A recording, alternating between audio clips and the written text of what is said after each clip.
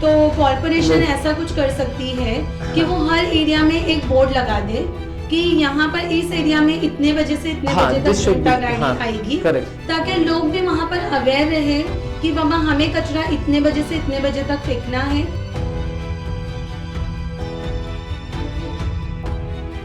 तो थोड़ा हम डरना बंद करेंगे तो कुछ बात आगे बढ़ेगी।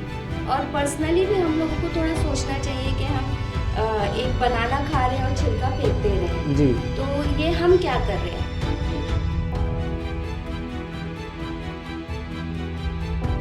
बट बाबा साहब ने जो संविधान दिया है उसमें ऐसा हिसाब है कि आप हिसाब दो और हिसाब लो। हाँ, मतलब आपको अपनी इनकम का हिसाब देना है और आपने जो अपनी इनकम से हार्ड एंड मनी से आपने टैक्स दिया है, हाँ, उसका हिसाब आपको लेना है, देना भी है और लेना भी। तो हम लोग क्या करते हैं कि हम ना हिसाब देते ना हिसाब लेते।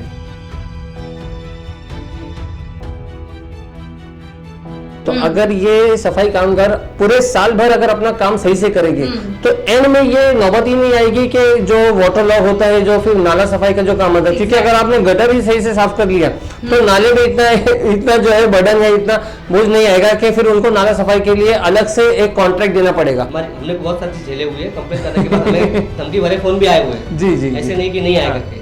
हमने समसान घाट पे कहीं पे कंप्लेन करते हैं कि भाई वहाँ पे लकड़ियाँ रखी क्यों नहीं है, हाँ, बंद कर रखा हुआ क्यों है, हाँ, तो कोई पॉलिटिकल पर्सन का आदमी फोन करेगा। मैंने ये भी देखा है कि लाइक आईजीएम में जब हम पेशेंट्स लेके जाते हैं तो वहाँ पर हमें हमेशा सोर्स की ज़रूरत पड़ती है। जैसे हमें रईस की जो टीम है उनसे कोऑर्डिनेट करना पड़ता है, एम्बुलेंस के लिए हमें मतलब यानी किसी कॉर्पोरेटर की मदद लेनी पड़ती है। आपका वेरीफाइड ट्विटर हैंडल होगा, हाँ, आपका वेरीफाइड फेसबुक अकाउंट होगा। पहले 500 लोग जिन्होंने डिफॉल्ट किया है, हाँ, पेमेंट, जिनका सबसे ज्यादा प्रॉपर्टी टैक्स और हाउस टैक्स बाकी, हाँ, हाँ, उनका नाम डिस्प्ले कीजिए, फोटो डिस्प्ले कीजिए। आई एम डैम श्योर कि वो गरीब नहीं होंगे। हाँ। अगर अभी तक आपने द वॉइस को सब्सक्राइब नहीं किया है तो प्लीज़ अभी सब्सक्राइब करें। हेलो फ्रेंड्स, मैं Firoz Memon, the voice news में सबका स्वागत है। आज हम हमारे व्यूवर्स के लिए लेके आए एक खास प्रोग्राम इस तरह से कि हमने देखा है कि भिवंडी की जो परेशानी है वो दिन पे दिन बढ़ती जा रही है, सोल्यूशन नहीं निकल रहा है, सिर्फ प्रॉब्लम्स जो है हर बार रेज होती है। हम देखते हैं कि भिवंडी के हर कोने में कभी गटर के लिए, कभी कचरे के लिए, कभी कूड़े के लिए, कभी टैक्स के लिए, कभी एजुकेशन के लिए या कभी आईजीएम के लिए, हर तरह जो है प्रॉब्लम ही प्रॉब्लम है। लेकिन सोल्यूशन के नाम पर अगर हम देखेंगे तो वी आर जीरो। तो इसीलिए आज हमने सोचा है कि कुछ यंग, कुछ यूथ भिवंडी के लोगों को लेके जो जमा करके कुछ एक इस तरह का डिस्कशन किया जाए कि जहाँ पे कुछ सोल्यूशन निकले।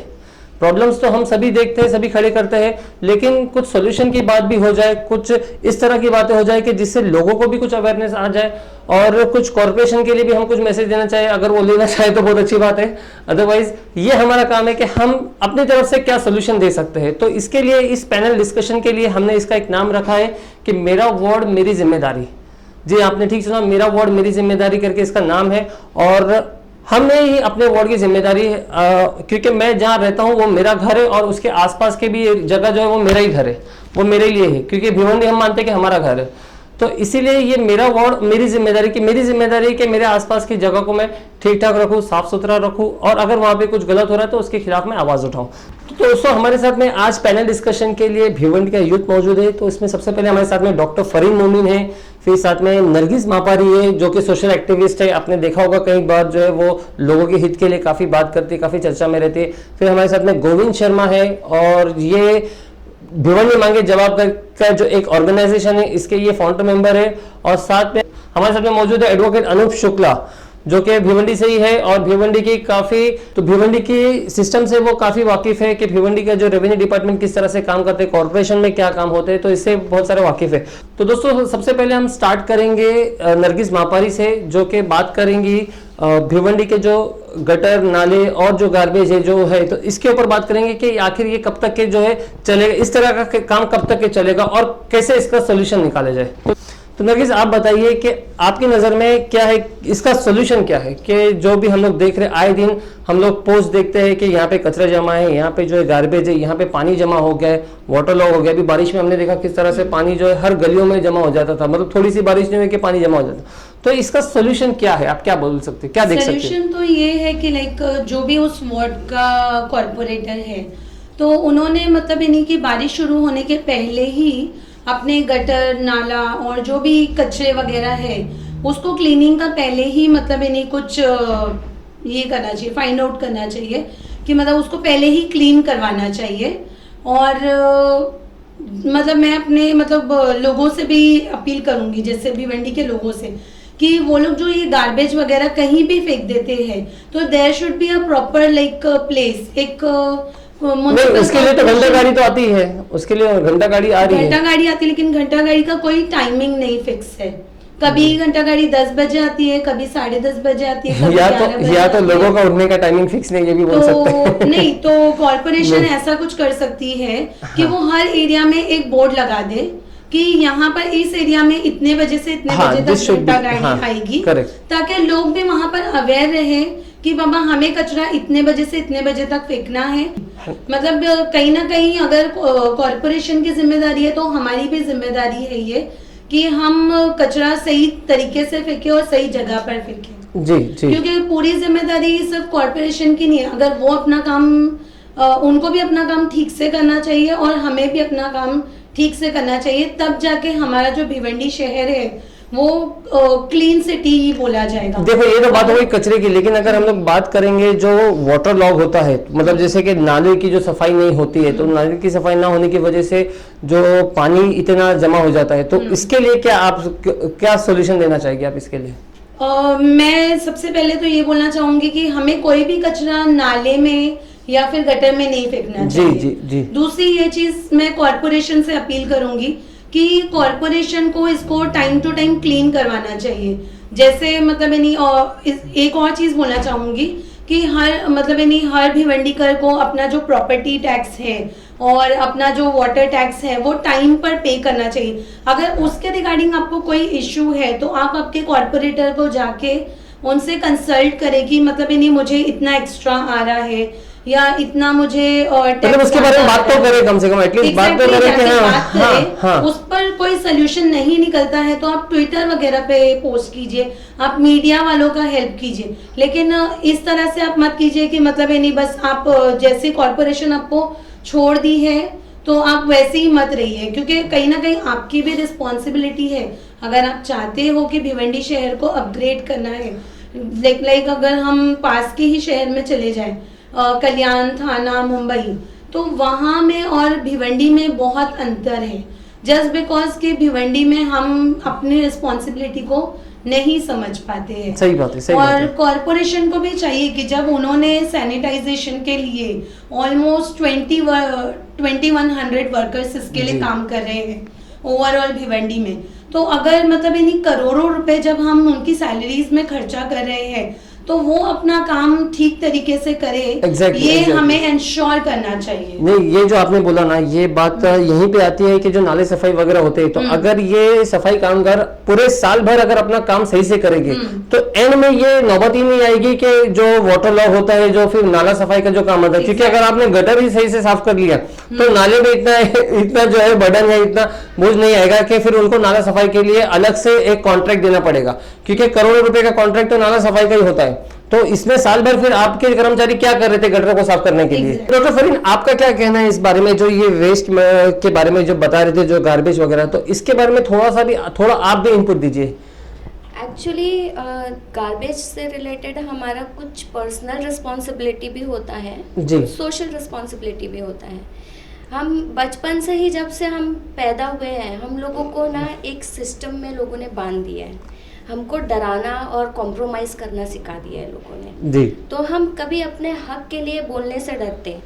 ये जो कॉर्पोरेटर्स हैं, इनको ये हमारे ही पसंद के लोग हैं हाँ। और हम उन्हीं को चुन के लाते हैं, लेकिन समहाउ हम हायर अथॉरिटी तक पहुंचना नहीं चाहते क्योंकि हमको उतना डरा के रखा गया है हाँ। जैसे कि एक सिंपल सा, अभी आप एक वीडियो वायरल हुआ आपने देखा जी जी जी, तो शायद से कॉर्पोरेटर इतने ज़्यादा बिजी थे सोशल वर्क में कि उनको नहीं पता चल रहा था कि ग्राउंड लेवल पे क्या हो रहा है।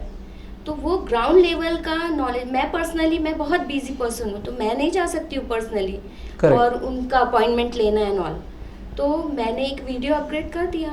उनको पता चला, सेकेंड डे इटसेल्फ कॉर्पोरेटर्स आए और क्लीनिंग हो गया। तो थोड़ा हम डरना बंद करेंगे तो कुछ बात आगे बढ़ेगी। और पर्सनली भी हम लोगों को थोड़ा सोचना चाहिए कि हम एक बनाना खा रहे हैं और छिलका फेंक दे रहे हैं जी। तो ये हम क्या कर रहे हैं। मैं पुणे जैसे सिटी में स्टडी किया है मैंने सिंपली वहाँ पे एक पर्सन को देखा कि एमजी रोड पे बनाना खा के उसने फेंका। नेक्स्ट पर्सन उसको टैप करके कहता है कि आप ये उठाओ और उसको डस्टबिन में डालो। हाँ, तो भिवंडी में हमको फिर ढूंढना पड़ेगा कि डस्टबिन कहाँ है। तो इसके लिए हमको कम से कम 1 किलोमीटर चल के जाना पड़ेगा कि डस्टबिन कहाँ है। थोड़ा सा डॉक्टर का दर्द भी बयान करना चाहती हूँ। जी जी जी, यस यस। हमारे यहाँ पे आपको शायद नॉलेज है नहीं है, लेकिन हमको सिरिंजेस और जो निडल्स ये सब हम ऐसे कहीं पे भी नहीं कर सकते। सकते। Correct correct, exactly. उसके लिए बायोमेडिकल वेस्ट के लिए हाँ। हमको पर बेड चार्जेस पे करना पड़ता है। अच्छा, हाँ, पर जो भी मिनिमम जो भी XYZ जो भी, हाँ हाँ, हाँ हाँ, हम उसको चार्जेस पे करते हैं। हॉस्पिटल्स पे टू द कॉर्पोरेशन या बायोमेडिकल वेस्ट के लिए। बट आइडियली तो डेली आना चाहिए और कलेक्ट करके जाना चाहिए। Exactly exactly. हम रिक्वेस्ट करके रह जाते हैं कि प्लीज आओ और कलेक्ट करके जाओ। हाँ, अब वो नहीं आएंगे तो ये मेडिकल वेस्ट हम कहाँ पर करेंगे थ्रो। हाँ, अगर हम नियर बाय डस्टबिन में डालते हैं तो फिर एरिया वाले हम पे गुस्सा दिखाते हैं ना। हाँ, तो हाँ, हम वहाँ पर फंस जाते हैं। जी, तो जी। उसका क्या सोल्यूशन है। जब ये लोग हम चार्जेस पे कर रहे हैं तो हमको हाँ। बायोमेडिकल वेस्ट का फैसिलिटी क्यों नहीं प्रोवाइड किया जा रहा है। तो सही वहाँ बात। पर भी हाँ, एक हाँ। वो लेवल पर भी देखना चाहिए। बिल्कुल बिल्कुल। और ये जो है आपने अभी बायोमेडिकल का बोला, ये तो एक नेग्लिजेंसी हम बोलेंगे कॉर्पोरेशन का है। साथ में मैं ये चाहूंगा कि थोड़ा सा आप, क्योंकि डॉक्टर है तो मैं चाहूंगा कि थोड़ा सा हाइजीन के ऊपर भी थोड़ा सा आप फोकस डालिए कि हाइजीन जो है वो इश्यू से घिरा हुआ है। मतलब इतने सारे इश्यूज हाइजीन में है, काम नहीं हो रहा, बस वहाँ पे जो है ना जब भी जाओ तो कुछ ना कुछ इश्यूज ही आते हैं। सर जी, IGM जो है ना फुल्ली इक्विप्ड है।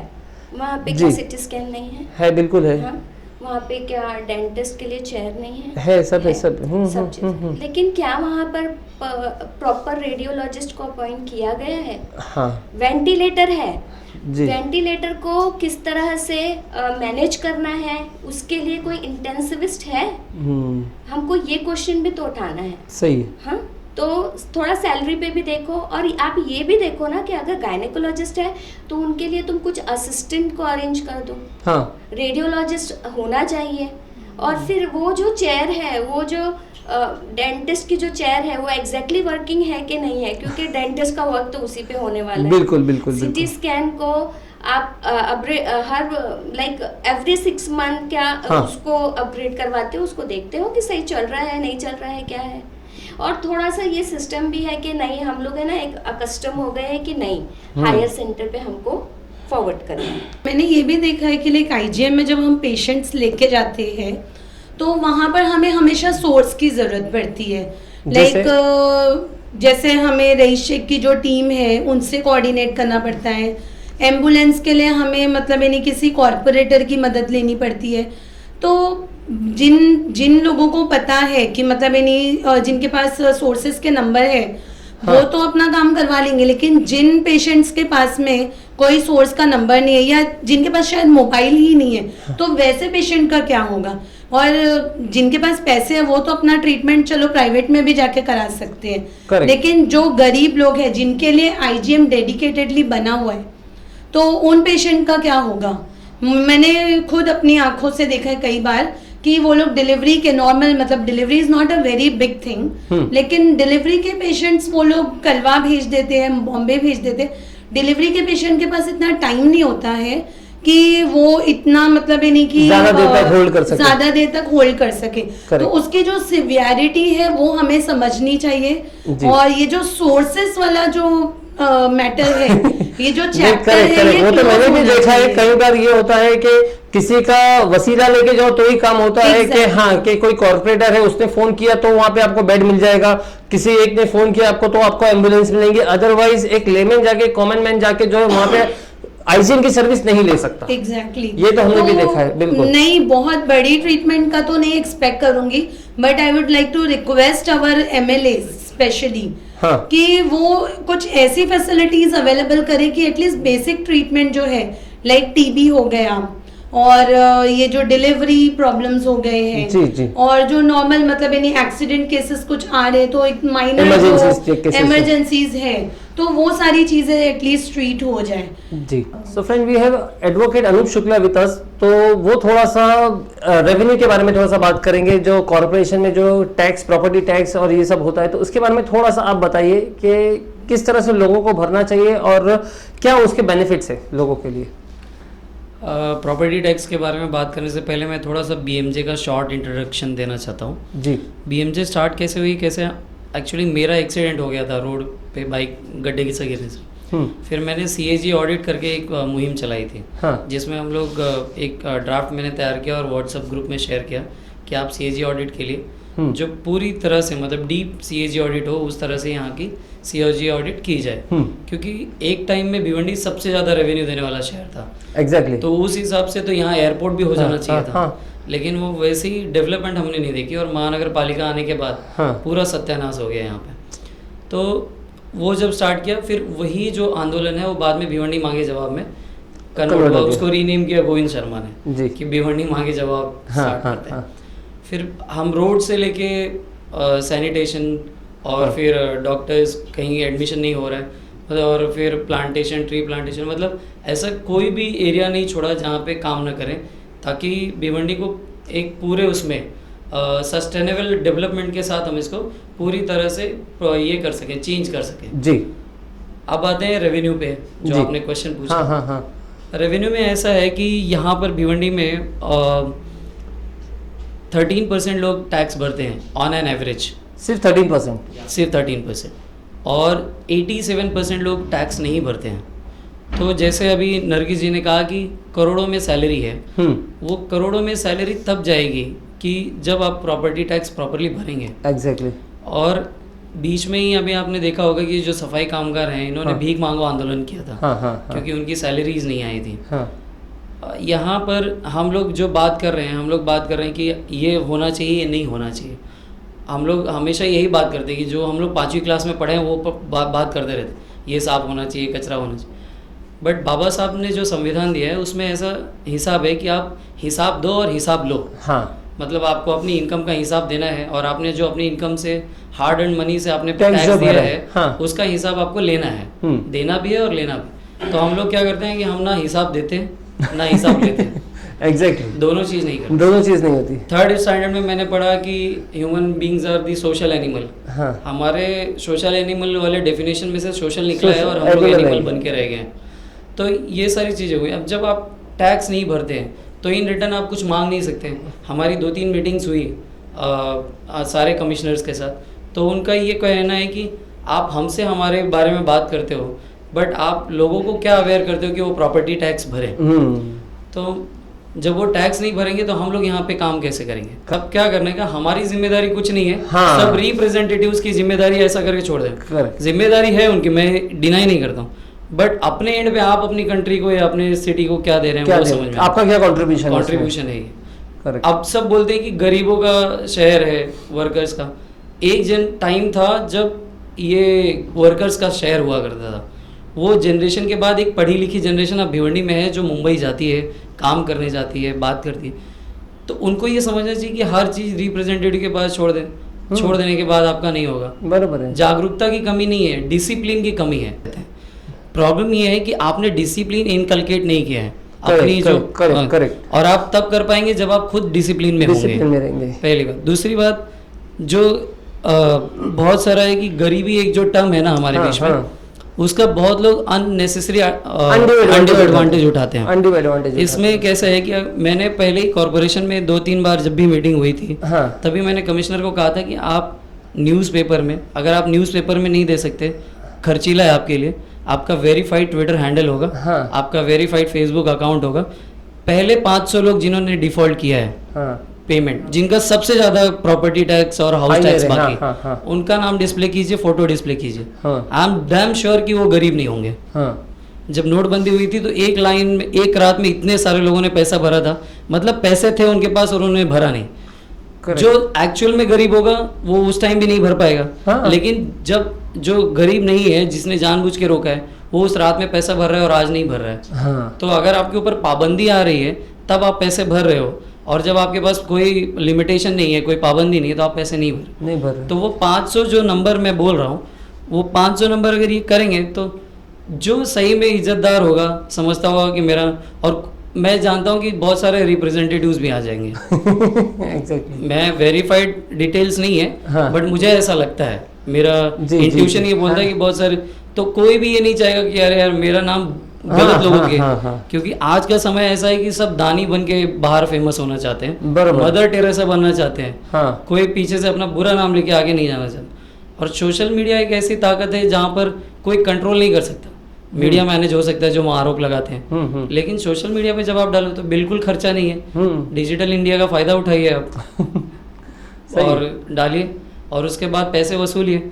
फिर एक और चीज़ें हैं, एक और पॉइंट मैं आपका यहाँ पे बताता हूँ कि पेमेंट कैसे कलेक्ट करना है। जी, आपका टोरेंट पावर प्राइवेट कंपनी है, हाँ, ठीक है, वो क्या करता है, वो पुलिस स्टेशन से पुलिस उठाता है, हाँ, मतलब पुलिस वालों को हेल्प लेता है, और जो लोग बिल नहीं भर रहे हैं वो उनसे जाके पैसा वसूल लेता है, ठीक है।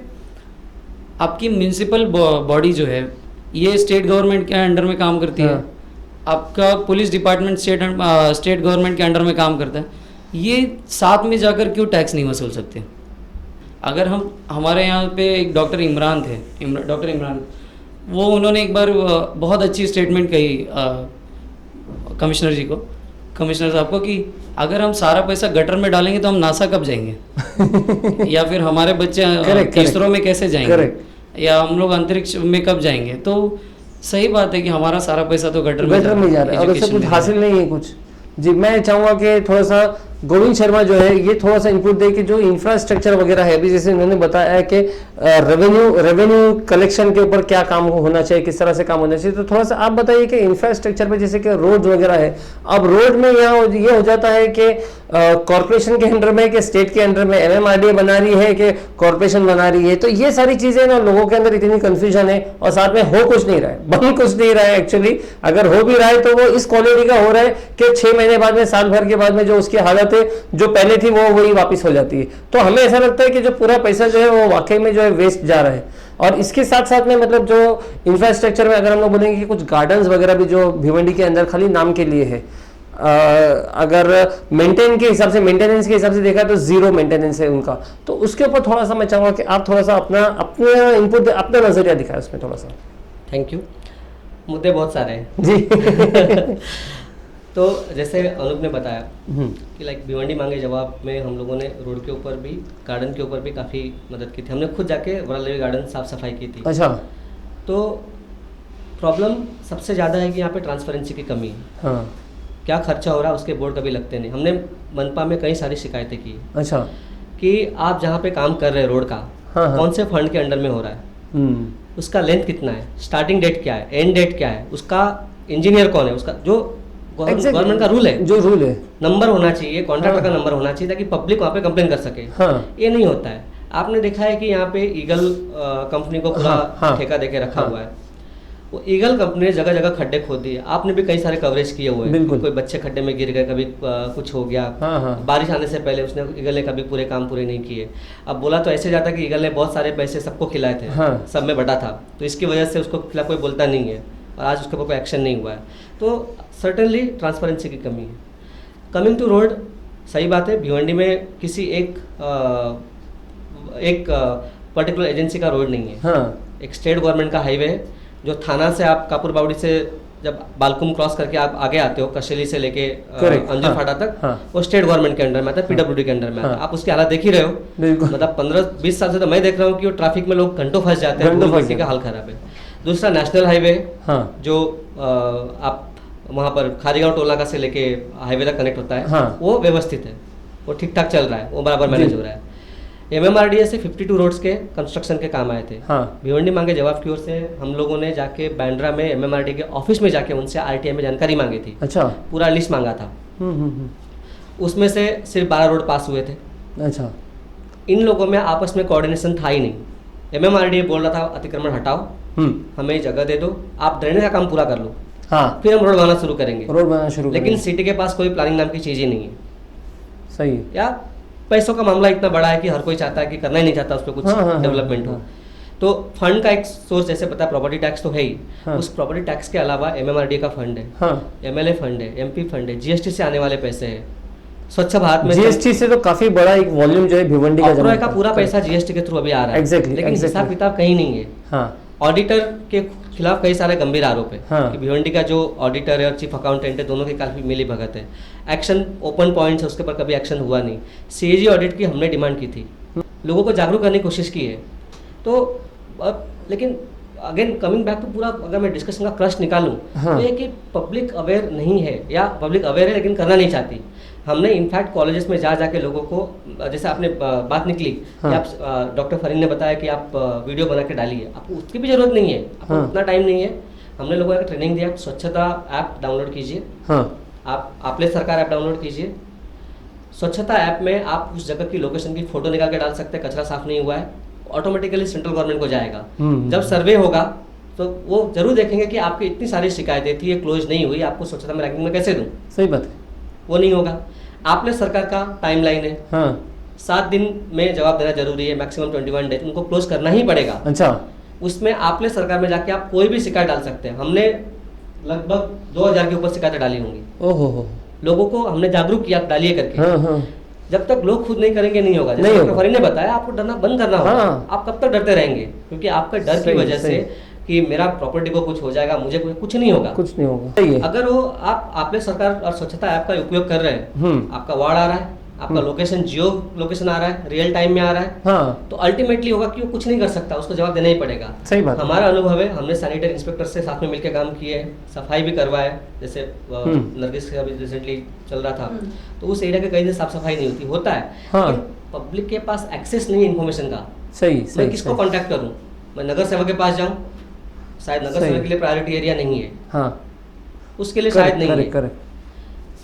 बोर्ड नहीं लग रहे, जानकारी नहीं है काम का खर्चा कितना है, कब होना था, कितने दिन की गारंटी है, कुछ इसका हिसाब नहीं है। जैसे आज का पूरा डिस्कशन का क्रश मैं वापस ले रहा हूँ कि जिस तरह से पढ़े लिखे लोग आगे आ रहे हैं, गरीब हमेशा दबा हुआ रहता है, उसके पास एजुकेशन नहीं होता, वो लड़ना नहीं जानता, बोलेगा मैं झोपड़ी तोड़ देगा, मैं जाऊँगा किधर पे, मेरी दुनिया भर जमा पूंजी हुई है। तो ये आगे बढ़ाने का काम पढ़े लिखे लोग ही कर सकते हैं। गार्डन की समस्या दूर करनी है, आप जाइए शिकायत कीजिए, आपने सरकार पे डालिए गार्डन में ये जगह क्यों नहीं है। सही है। आपको रोड पे नहीं मिल रहा, बोर्ड की डिमांड कीजिए। आपने सरकार पे डालिए कि यहाँ पे एक काम हो रहा है, इस काम का बोर्ड यहाँ पर नहीं है। हमने नेशनल हाईवे के फंड से जो अंजूर फाटा से लेकर आगे रोड बना था, उसमें तो इतनी सारी शिकायतें डाली, वीडियो डाली कि उसमें क्रैक्स कैसे आ गए। पॉलिटिकल पार्टी के चमचे जो बोल सकता हूँ, वो बोलने लगे कि तुम्हें पता है कि रोड के बारे में क्या होता है, तो तुम हमसे वो क्रैक्स तो आना नेचुरल है। बोला ठीक है, थोड़ा पढ़ा लिखा मैं भी हूँ, है ना, MBA किया है, लॉ किया है, MPhil किया है, PhD परस्यू कर रहा हूँ, तो इतने कम पढ़ा लिखा मैं भी नहीं, तो मुझे समझ में नहीं आता कि इसके पीछे बेसिक साइंस क्या है। बरोबर है। एक 10वीं पास या फेल आदमी मुझे सिखाएगा, ईगो टाइप लगता है, ईगो नहीं है। ये बात है कि मुझे मालूम है कि मैं क्या बात कर रहा हूँ। Correct, exactly. हर एक रोड एक गारंटी के साथ में आता है। आज आप उस रोड का हाल देख लीजिए, फंड से रोड तो बन गए, मेट्रो आ गया, आप में कोऑर्डिनेशन की इतनी कमी है, 300 प्लानिंग नहीं है, बरोबर अपने उड़ा दिए उसमें। आज मेट्रो के नाम पे वो रोड वापस तोड़ रहे, वापस खड्डा कर रहे, वापस। अब क्या होगा उसका? अनूप ने कई बार शिकायतें की है, जो कल्याण का जो फ्लाईओवर वाला हिस्सा है, आधे में रोड बना है, आधे में पेवर ब्लॉक नहीं है। Coming back to again MMRD का जवाब क्या है कि हमने म्युनिसिपल कॉर्पोरेशन को बोला था कि आप ड्रेनेज का काम पूरा कर लो, तो उन्होंने पूरा नहीं किया है, तो इसके लिए हमको छोड़ना पड़ा, मजबूर है, उनका बहाना है। बरोबर, ये उनका बहाना है। तो ये चीजें MMRD ने फ्लावर ब्रिज बनाया, वो ब्रिज की साइज इतने की 2 गाड़ी भी एकदम सड़ के चल जाएंगी उसके अंदर, जबकि जगह की काफी जरूरत है वहाँ पर। उस ब्रिज का ओरिजिनल प्लान में कई सारे रैम्प बनने थे, ताकि जिन लोगों को बीच में कहीं उतरना है उतर सके। कल्याण रोड में एक रैम्प था, करेक्ट। रैम्प नहीं है, साइज कई बार बदल दी गई है। आज तक उसका इन्फॉर्मेशन पब्लिक, अभी बीच में हमने जब किसी एक एक्टिविस्ट से बात की थी, उसका बोलना था कि उसको धमकी भरे फोन आ गया, तो उसने RTI में जवाब, इतना मोटा बुकलेट है RTI के अंडर में, बाप रे, बट वो कुछ काम का नहीं है, उतना काम का नहीं। उसके बाद में बहुत कुछ चेंजेस हुए।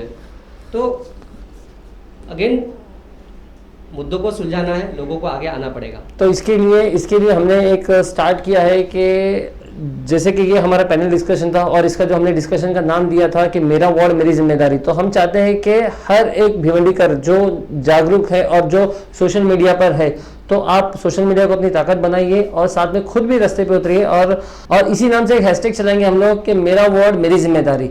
किसी भी चीज को अगर आप पोस्ट करोगे तो इस हैशटैग के अंडर में अगर आप करते हो तो ये धीरे धीरे, अभी तो स्टार्ट है लेकिन धीरे धीरे जो है इसके अंदर एक अच्छा सा वॉल्यूम हो जाएगा और हम जो है ये आपको अश्योर करते हैं कि जो आपकी बात है वो बिल्कुल कंसर्न अथॉरिटी तक पहुंचे और उसके ऊपर कुछ ना कुछ एक्शन हो। तो दोस्तों अगर आप सोशल मीडिया पे हो तो सोशल मीडिया के साथ साथ में आप ट्विटर को डाउनलोड कीजिए और ट्विटर से पहले मैं आपको चाहूंगा कि आप अपना ऐप और स्वच्छता ऐप जो है इसको डाउनलोड कीजिए और इसको ऑपरेट करना सीखिए, ताकि इसके अंदर अगर आप कोई भी कंप्लेंट आप अपलोड करते हो तो ये गवर्नमेंट के ऑन रिकॉर्ड पे जाती है और उसकी डेडलाइन होती है 7 दिन के अंदर उनको जवाब देना होता है। तो ये डेडलाइन के ऊपर काम होगा और अगर ये काम नहीं होता है तो कहीं ना कहीं जो है जो हमारी लोकल बॉडी है उसको उसकी जो रैंकिंग है उसमें फर्क पड़ता है।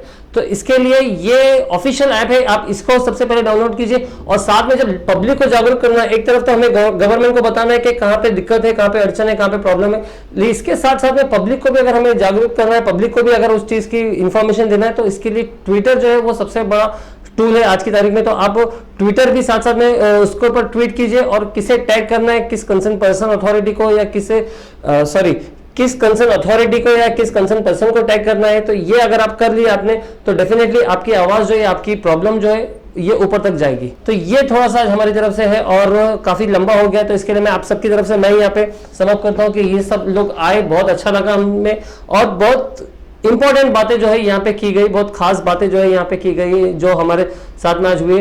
तो ऐसे ही हम आपके लिए और भी डिस्कशंस लेके आएंगे आगे चल के। आप भी कमेंट में हमें बताइए कि और किन चीज़ों पे, किन मुद्दों पे डिस्कशन होना चाहिए और अगर आप भी इस डिस्कशन का हिस्सा बनना चाहते हैं तो वेल एंड गुड, हम आपको भी इसकी अपॉर्चुनिटी देंगे। तो इसी के साथ आज का हमारा ये जो शो है, ये जो हमारा मेरा वर्ड मेरी जिम्मेदारी ये है, ये हम इसको आज खत्म करते हैं। सबने अपनी अपनी बात बहुत अच्छे से रखी। हम चाहते हैं कि आप भी इसके अंदर जो इतना इन्वॉल्व हो और इस वीडियो को ज़्यादा से ज़्यादा शेयर करें। मैं Firoz Memon, the voice news से, थैंक यू।